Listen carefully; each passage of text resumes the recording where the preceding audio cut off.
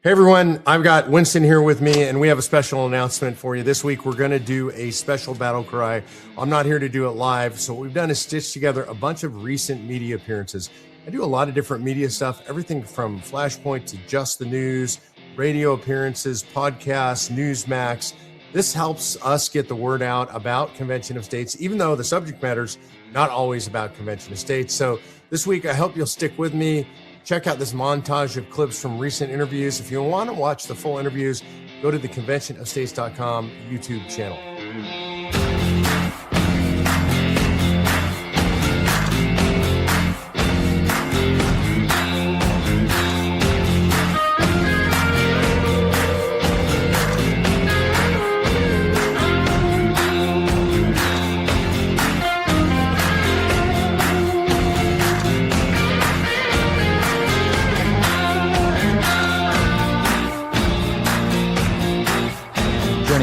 To discuss President Trump's comments on communism and the primary races in California is our panel.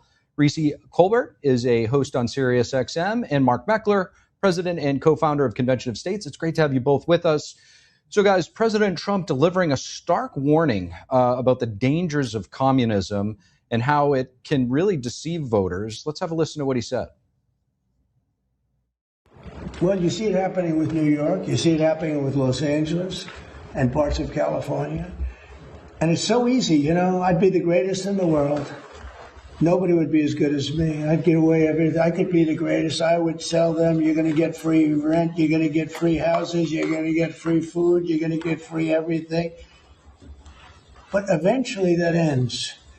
And it leads to death, destruction, and squalor 100% of the time. Reese, start with you. The president makes an interesting point.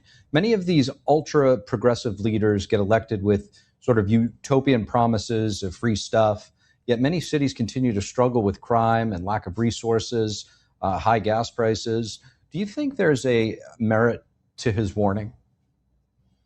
I don't. I think one of the biggest struggles that these progressive and democratic leaning cities are having is the fact that this federal government, the Trump administration, is trying to withhold funding from them, whether that be through healthcare funding or a number of things. Also, the war on Iran is surging gas prices everywhere. It is bipartisan, being felt in bipartisan places, how much more expensive it is. But I do think that there is some merit to the fact that all politicians do promise the stars and the moon, and they're very rarely ever to deliver. And that's why there's so much dissatisfaction in this country with the incumbents and with the state of this country.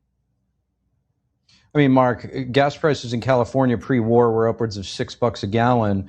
Many communist regimes promise reform, but eventually it does result in totalitarianism, sadly. Do you agree with what the president is saying, and do you see signs of this happening in our country? Yeah, I absolutely agree with what the president's saying. And people are particularly vulnerable to this during difficult times, especially economically difficult times. High gas prices are a real factor for people. But for example, you pointed this out, California has very high gas prices regardless of the Iran war. They always have. Democrat cities, by and large, and it's not the fault of the Republicans that Democrat-run cities where Republicans have not ruled for decades are very difficult places to live due to crime, due to cost of living. These are Democrat policies which are pushing us towards actual socialist/communist policies that have caused the problems. And it's the Democrats in those cities that are going to have to solve those problems. More money is not going to do it. Last night, speaking of California, Californians voted in that packed primary in the race for governor with votes still being counted. Here's Republican gubernatorial candidate Steve Hilton appealing to voters as they headed to cast their ballots. Even the Democrats accept that the state cannot go on like this, with the highest housing costs in the country, the highest gas prices, the highest taxes for the worst results, the highest poverty rate, the highest unemployment rate. We cannot go on like this. Hundreds of thousands of Californians leaving the most amazing place anywhere in the world. Businesses leaving. Something has to change. Reese, Becerra and Hilton, the Democrat, the Republican, they seem to be leading as of now. Do you think mail-in ballots might be decisive in shaping the final outcome? I think there's still tons of votes to be counted. The last I checked, there were still over 45% of the ballots. So it's still a toss up in who the top three will be. But I think that certainly Steve Hilton benefited from a very splintered Democratic field, and there were slim pickings on the Republican side. And so there's a good chance that he will make it in there. And it's still looking like Becerra will be the person who will be facing off against him in November. Mark, how are you reading the results that are coming in? Hilton was shown to have a very slim lead over Becerra. Do you think that this is representative of broader dissatisfaction among voters with Democrats in California? What do you think of California's voting system in general? Yeah, I mean, I think the voting system in general is specifically designed and very susceptible to and for corruption. When you have all these mail-in balloting, I mean, every study that's ever been done shows that mail-in balloting is subject to corruption. So I absolutely worry about that when you count ballots after Election Day. When you have a state like Florida that can have their ballots counted by midnight on Election Day, population's almost as big as California. That's a choice that California is making to have a system that is susceptible to fraud. So I do worry about that. And building off that, the primary system. Oh, go ahead. Yeah, please. I was going to say, Reese. California system of verifying ballots is very complex, which is why it's so slow. And so I don't think that the process is ripe for corruption. The process is actually slowing down the count because they try to make sure that they are having the right person who says that they filled in that ballot. That's the actual person who really sent it in. Mark, I got 20 seconds. Yeah, I mean, California completely lacks signature verification on mail-in ballots, so it is impossible to verify those ballots. Large drops of ballots are made at apartment buildings. You have no idea who filled them out. They're not matching signatures. It is rife with fraud. That's been proven. I'm not saying that fraud has caused any particular election to be thrown to anybody in particular. I'm just saying any system that is set up that way is rife with fraud, and it shouldn't take days or weeks to figure out the results of an election. Well, between the resignations of Eric Swalwell and Tony Gonzalez under the shadow of expulsion and a House majority hanging by a thread, some say the message from D.C. is clear. The system doesn't provide accountability. Let's put it this way. When a handful of 80-year-olds control the committees, the calendar, and the money, the American people get governed by a worldview frozen in 1981. That's the message my next guest has posed, Mr. Mark Meckler, president of Convention of States, who joins us now on the Live Zone. Mark, it's good to see you, my friend. Welcome to the show. It's good to be with you. I see you chuckling there. Was it with regard to my intro to you?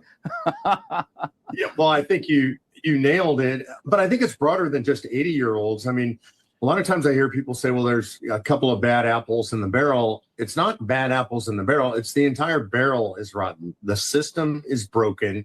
Clearly, these folks are not held accountable until things get so extreme that Congress has no choice. That entire system needs to be scrapped and revamped. Yeah, it's really interesting because some would argue that the current chaos yet again proves that Congress will never, and I mean never, police itself. And, well, at what point do we, the people, step in? Well, I think the point is right now, because what we're seeing is, for example, these two cases are incredibly egregious. People in Congress knew about them. The Ethics Committee knew about them, and they did nothing. These things get slow walked. The reason they get slow walked is it's not just generically Congress policing itself. Is you have to imagine on a committee, Congress members themselves, congressmen and women, now having to investigate their colleagues. These are colleagues with whom they have to work. They have to see them every day. They might need their votes on upcoming legislation. And they're the ones who have to decide on punishment. That's a system that's inherently bad. And so I think at this point now, the American people have to demand this system has to be taken away from and put outside of Congress. Yeah. Let's talk about the 90% problem. And I'm hoping you could expand on that. And in essence, why firing them at the ballot box is really a myth. Yeah, the reason it's a myth is because somewhere between 85 and 90% of districts are pre-decided. In other words, they're partisan of such nature that they're going to go ahead and reelect somebody from the same party. And then incumbents are reelected at roughly a 90% rate. They have every advantage. They have the name recognition. They have the franking privilege, which means they send free mail. They have a media privilege, meaning they're a congressperson. So the media wants to talk to them, not the challengers. They have the money advantage because the donors like to have access to a sitting congressperson. not just the challenger, on the hopes that maybe the challenger becomes the congressperson. So 90% get reelected. The idea that you're going to throw people out just because of some misconduct, it's pretty rare. All right, Mark. Well, my grandma would always say, don't bring me a problem, bring me a solution. So the floor is yours. How do we fix this? Look, I think the solution is for Congress to move this outside of Congress. And what I mean by that is there should be an independent group of auditors that watch over these kinds of ethics complaints from Congress, so that staffers and others don't feel like they have to go to their bosses or their bosses to make a complaint. It needs to be completely outside, maybe set up among several law firms nominated by both the parties, so it's not partisan. Ultimately, I don't think Congress will do that. And I think this is something we might need to do constitutionally. We may need to set up an investigatory or ethics branch by creating an amendment that says that we need to have that. Mark, folks that want to find out more information, how would one go about to do so? Yeah, go to conventionofstates.com, where we are talking about calling that national convention hosted by the states where that discussion can be had. That's conventionofstates.com. Yet again, Mr. Mark Meckler, president of Convention of States, joining us right here on the Live Zone. It's good to see you, sir. What you're saying is exactly right. Franklin Roosevelt said it would never be taxed. You could never use the Social Security number as an ID, ever. Well, that all got shuffled under. Maybe that's why we should have a constitutional convention. You see how I did that? Mark Meckler is the president of Convention of States Action. He'd like to see that happen. Mark, welcome back to the program. Hey, Steve, how are you? A lot of concerns out there for people, right? And a Convention of States, which I used to be not a fan of. Well, Mark, I've warmed up to it over time. As you know, I've become more of a believer in what you're doing. So tell the folks what you're doing. Look, the idea of calling a convention of states isn't something new. It's in the Constitution. Article 5 gives us the power as citizens working through our states to call a state-based convention to propose amendments to the Constitution to restrain the federal government. Your last caller mentioned something. We've now breached what Roosevelt said Social Security was going to be about and how it would work. The federal government is not going to change it the way she wanted. She's not going to get the ear of Congress because they don't want to give up control of that. They don't want to give us our money back. We can do that by calling a convention of states and imposing that restriction on the federal government through an amendment. So it's a great example of why we need a convention of states, things like that and a balanced budget amendment, term limits, spending caps. These are all things we can impose on the federal government that they will never impose on themselves. You're exactly right. So the concern that people have and that I had was once you open up a convention like that, everything's on the table. And if the numbers aren't right, and I mean those in attendance that are voting on it, whatever it is, I could lose the Second Amendment. That's a concern people have. Why should that not be a concern for me? Well, 38 states have to ratify anything that comes out of convention. Second Amendment's a great example. There are 29 states with constitutional permitless carry, 24 states where you can carry your handgun in the state legislature, 14 states where you could actually bring an AR into the legislature and sit in the gallery. I don't recommend that, but you can do that. The idea that you could get 38 states to ratify, that's just ridiculous. And in fact, I can't find anything that I wouldn't like that I can list the 38 states that would ratify. I've made that offer to millions of people. Nobody's ever been able to come up with an amendment they really wouldn't like, you or I wouldn't like, that 38 states would ratify. So to be clear then, Mark, just so I understand this, let's say you come out of a convention of states with 5 new amendments, right? You've got one on Social Security, you've got one on term limits, you got one on a balanced budget, just as an example. They could ratify one, they could ratify a balanced budget, 38 states, but not ratify term limits, for example. Is that what you're saying? Yeah, that's correct. If you use the Bill of Rights as an example, it wasn't called the Bill of Rights when it was issued. It didn't come out of convention, it came out of Congress, but there were 12 of those. Only 10 were ratified and became what we now know of as the Bill of Rights. What were the other 2? I guess that's news to me, and I'm pretty good at this stuff. I never knew that. Yeah, I think the most interesting one got ratified in the 1990s, early 90s. That's the 27th Amendment. And that was preventing Congress from increasing their own pay during a session. In other words, 27 said if Congress wants to increase their pay, the increase takes place in the next seated session, preventing them from sort of lining their own pockets during a given session. But it didn't make it. Well, it didn't make it until 93. It was finally ratified. There you go. All right. I'm going to have to go look up the other 2 of the Bill of Rights that didn't make it.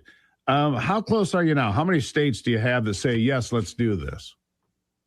It takes 34 states to call, and so far we just hit 20 with Kansas being our last state. We're halfway through in North Carolina right now. The House has passed it, but not the Senate, so we should be at 21 here pretty quickly. And then Ohio, I think, is also going to pop through here pretty quickly before the end of the year. That would take us to 22 out of 34, so we're well on our way. So here's my thing. There's a couple things that come to mind for me. I would like to protect the Electoral College. I think that's incredibly important.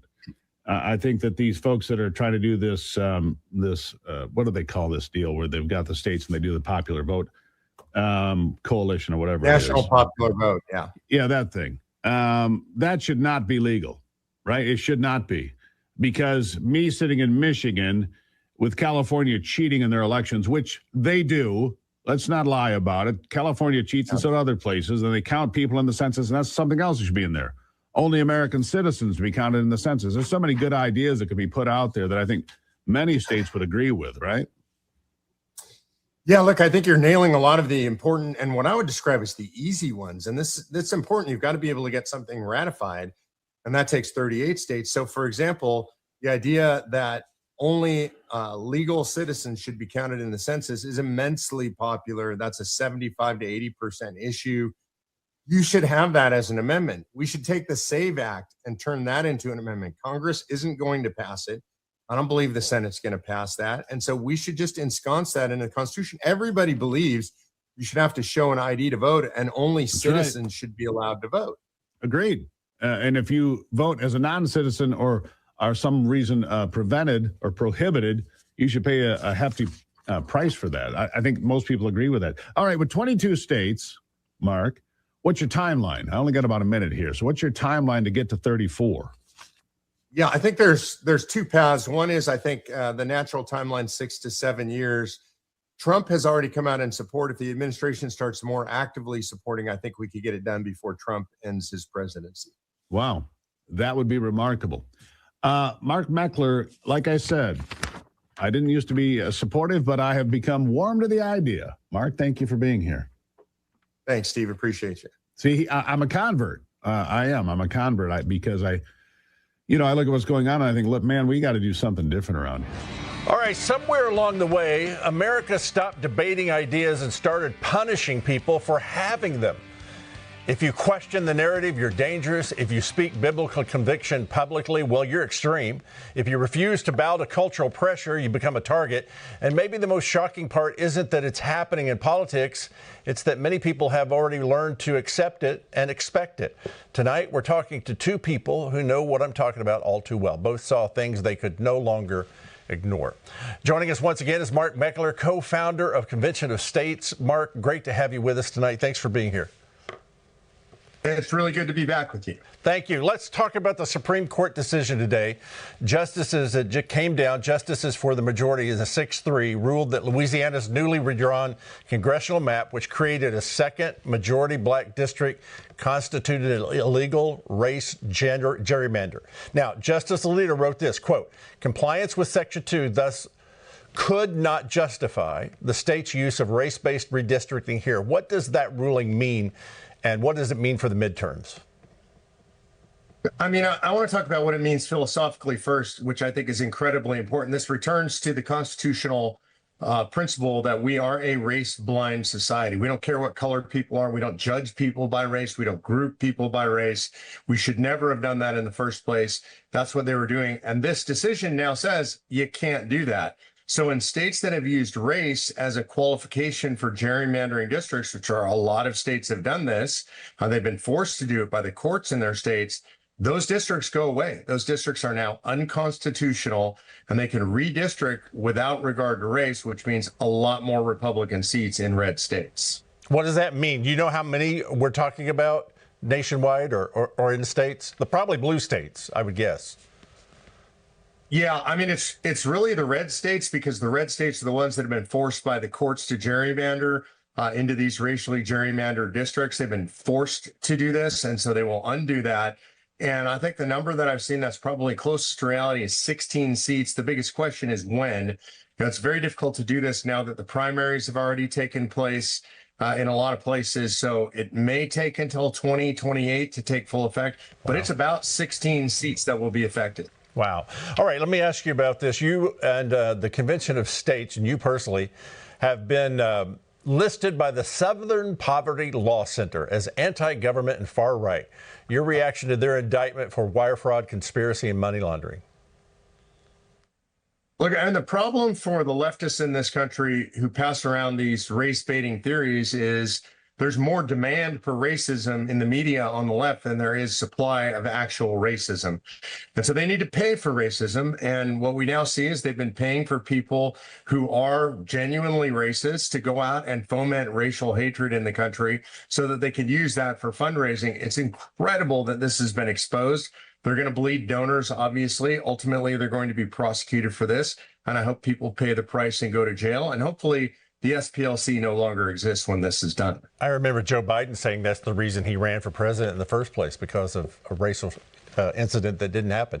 Mark, I watched the King of England at several events yesterday.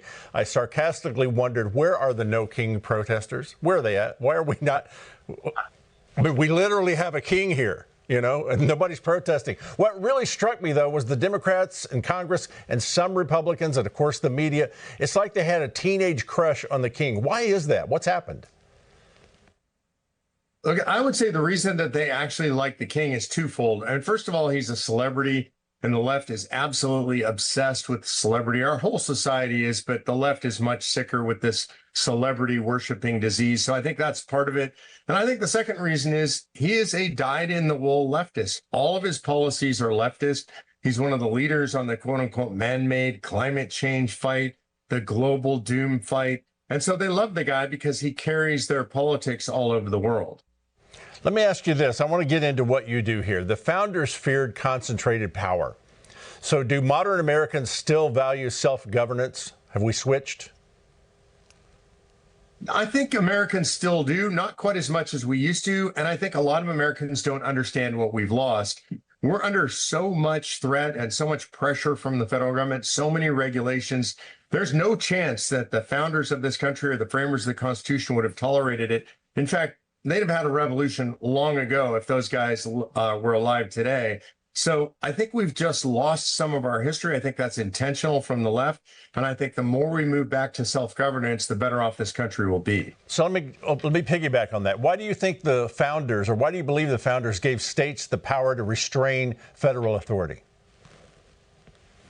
I think they understood human history. I mean, we were just talking about the King of England. They were under threat from the King of England and under pressure. Their rights, their freedoms were under pressure from the King of England for a very long time. So they understood what centralized power will do to freedom. And they knew they were creating a powerful central government. They wanted to make sure that there was a limitation. And they wanted to make sure that that limitation was close to the people. In other words, the people would always ultimately have their reins around the bit of the federal government, be able to pull back on that bit. That's what they did with Article 5. They gave us the power as states to call a convention to restrain federal tyranny. Okay, that's what I wanted to ask you about next. Please explain to us an Article 5 convention, and what would the scope? Would it be limited in scope, or would it just open Pandora's box if we had one? Yeah, at its simplest, Article 5 is the place in the Constitution where we get the right to amend the Constitution.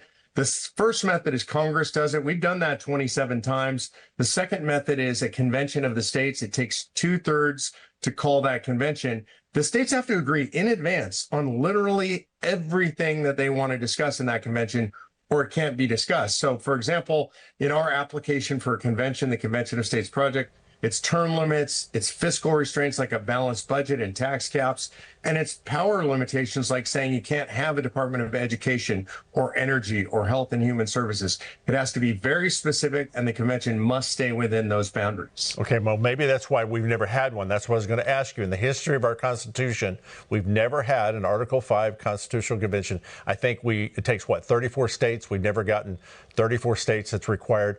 So what happens with what you're doing right now when you have enough states to trigger what I'm calling the founders reset? What happens? I think that's a great name for it. They gather in convention. They'll debate amendments in those three areas. They will likely propose some form of balanced budget amendment, some form of term limits for Congress. and I hope as well term limits for staffers and bureaucrats. They will likely impose some power restraints, saying probably the federal government can't be involved in education or energy or healthcare, things like that. They'll likely propose an amendment that limits the Supreme Court to 9, that gets rid of birthright citizenship in the way that it's currently being abused. They'll propose all those things, and then they're just suggestions. Those things have to go out to the states, and 38 states have to ratify them before they become part of the Constitution. Mark, what happens if we don't get a convention of states? If we keep on the path we're on, what happens? Okay. Yeah, I think the country fails. I think the country comes apart. We're so divided. And a big part of the reason we're so divided is all these decisions are made in D.C., and there's a lot of division. The country's always been divided. It's a fallacy that this is something new. The South is different than the North. That's different than the West. Liberals and Democrats are different. New York is different than Texas. We have to be allowed to govern ourselves, except for the main things that you have to do as a nation: foreign relations, foreign trade, and the like. And other than that, when you force everybody into the same one-size-fits-all government, people don't like each other very much, and eventually you see the country fall apart. I'm excited that you've picked this up and that you've been doing this for some time. There's so many people that if you even mention it to them, they don't even know what you're talking about. They don't even know that there is a Article 5 in there. What my term, for me to understand it, I call it a founder's reset. That's the way I understand it. Mark, I'm gonna start using that. I've never heard that before. I love that. Well, it's the way I describe it to myself so that I understand. Tonight, let me welcome my panel tonight right off the top. Mark Meckler, Convention of States, our friend Tim Barton, and Lance Wallnau. One key to the plan would be have Democrats in Richmond lower the mandatory retirement age for state Supreme Court justices. Mark, you want to take that first? Yeah, I'm happy to take it. Look, what you're seeing is the end game of liberalism, which is the rules only apply when the rules apply in their favor. And the second they don't apply in their favor, things don't go their way, then there are no rules anymore. The only rule is the rule of the iron fist. And this is literally the end game of all liberalism. Jonah Goldberg wrote a book many years ago called Liberal Fascism, because all liberalism ends in fascism. And the language that these folks are using is the language of fascism. They're delegitimizing institutions. They are encouraging violence. They're encouraging the overthrow of our government. We're living in very, very dangerous times because of this. Sign that the average person who doesn't share the views of the extremists are beginning to flex their muscles. What do you think, Mark? You hearing what he's saying there? You agree with that? Of course, I completely agree with it. And I think, look, I've been saying this I feel like this is a running theme, that we don't acknowledge these things openly and aggressively enough, constantly enough. Like, we're not talking about this in the mainstream media. I worry about the fact that we don't deal with these things directly enough and forcefully enough. We know what the American people want. We know that the Senate is not doing what the American people want. I'm not sure what the remedy is other than to call a convention of states, not to toot my own horn, but if they're not going to do it on their own, we're going to have to force them to do this stuff. So we're going to have to do it. What do you, Tim? Convention of States, is that the answer? Well, I definitely support everything that Lance and Mark just said. And I think the reality is John Thune is playing politics, which is not surprising because he's a politician. And we know that just like Mike Johnson, they're navigating an incredibly narrow majority. And I get that. But there comes a time when at some point you have to say, hey, here's who supports it, here's who doesn't, and let the American people decide. Because right now what's happening is John Thune, in trying to protect his party and coalition, is not allowing the American people to know who's actually on our side and who's not.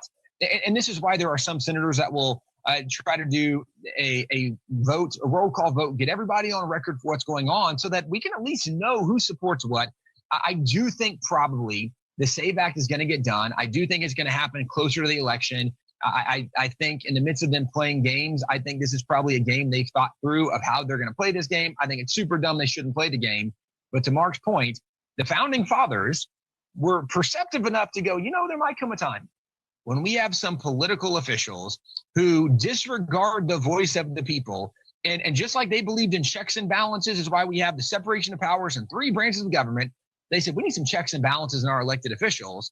And one of the checks and balances they gave us was this idea of a convention of states, that we could, for very specific reasons, specific times, call and say, you know what, we need to solve this problem right now because our elected officials aren't doing it. So I definitely think that is a valid option the founding fathers in their wisdom gave us. I also think it's valid that we ought to be putting more pressure on some of the elected officials we have. But I also think the reality is we're dealing with people that play games in politics. And I don't think that they're going to sit idly by and not get the SAVE Act done. I think they're just not doing it in as timely fashion as they should because of politics, which ultimately is just dumb.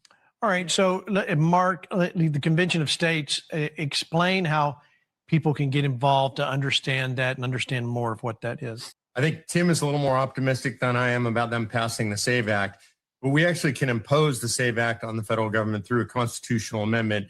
When 34 states say they want to gather in convention, they can propose amendments to restrain the scope, power, and jurisdiction of the federal government.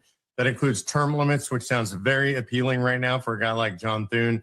It includes term limits, by the way, on judges, potentially on staffers and bureaucrats. It includes a balanced budget amendment and other fiscal restraints. It includes taking power away from the federal government. In this case, taking the power away to allow people to vote with an ID. We need to impose that. We could have the SAVE Act as a constitutional amendment, demand proof of citizenship, demand ID, or nobody votes. You can do that through a convention. Convention can propose the amendment, and it would absolutely be ratified by 38 states. And so, folks want to get involved in that, they can go to conventionofstates.com and sign up and get involved. And how many states do you have so far that have joined? It takes 34 to call the convention. So far, 20 have passed the application, and I see momentum coming hard and fast. Yeah. So, hey, Gene, can I add a thought? Yes, Tim, go ahead. So one of the things too that Mark just pointed out that's so important for people listening is not only is it 34 states to call for a convention, it takes 38 states that have to approve whatever is done. And the biggest fear, and Mark, you can speak to this as well, the biggest concern I hear from people going, look, I know the founding fathers put in the Constitution. I support the Constitution, but I'm kind of scared of this part because what if we have this like runaway convention, or what if people use it to change the Constitution? And I just want to remind you that there's lots of reasons that's not, I don't think, a super valid concern. But the number one reason is it has to be approved by 38 states. If 38 states, and that means by the legislative bodies in that state, so the House and Senate of 38 states have to approve of that. So now honestly, you go 38 times 2 with the House and the Senate, but I'm saying it because there is a really good check and balance. It's not a runaway convention. How do we say that? Because if 38 states approve of it, then this would be something that would fall more under the category of we the people, the consent of the governed, which is what the founding fathers acknowledged and upheld. And this is part of how amendments processes work anyway. So the fact that 38 states have to approve it really should alleviate the concern of a runaway convention, because if somebody proposes an amendment and we're like, this is crazy, we don't want to do this, 38 states have to approve it. And also right now, one of the realities that makes a convention of states very challenging is there's already more than a dozen super strong conservative states and a dozen super strong liberal states. It's going to be hard to get anything done in general. But again, that's why it should be even more of a comfort to us. This can't be a runaway convention. It will be a much more genuine reflection of we the people and the will of the people, which the founding fathers largely believed is the way the Constitution and our nation should be governed. All right. So, Mark, let me ask you a question here. Flashpoint Army's going, yeah, that sounds great. How do we help? What's the next state that you feel like is about to come on? Oh, man, we're really close in North Carolina. We've already passed the House there. Now it's just a matter of getting enough pressure on the Senate. So if you're in North Carolina, go to conventionofstates.com, sign the petition. That'll automatically go to your senator. They'll know that you're in support of Convention of States.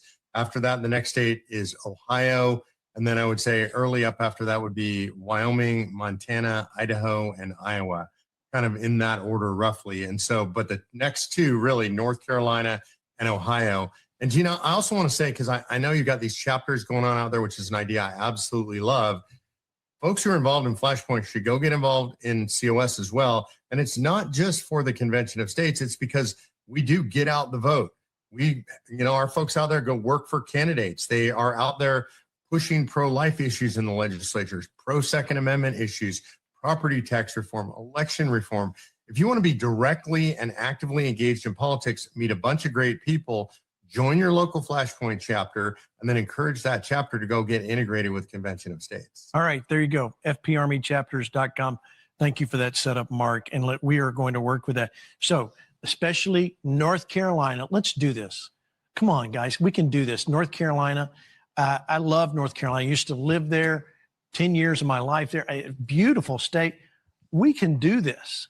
You can do this. So go to conventionofstates.com and they can lead you right there exactly what you need to do and sign the petition, all that needs to happen. It's right there on the website, correct, Mark? Yeah, it's super easy. You'll just see the sign the petition button, sign that petition. You'll fill out your information, and it will literally go directly to your senator. You remember the House. We've already passed the House, so the Senate is really what matters. And then if you're serious, which you should be, then pick up the phone and call your senator.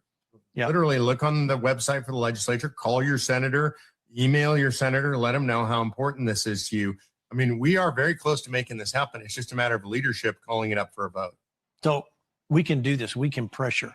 So, Mark, if the Flashpoint Army responds in the next 24 hours, you'll be able to know they responded, right?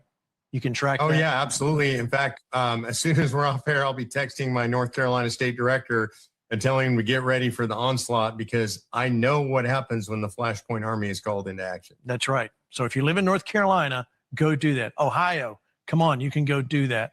And the other states you were saying, Montana, Wyoming, and one other one. Idaho and Iowa. Idaho and Iowa. All right. Got it.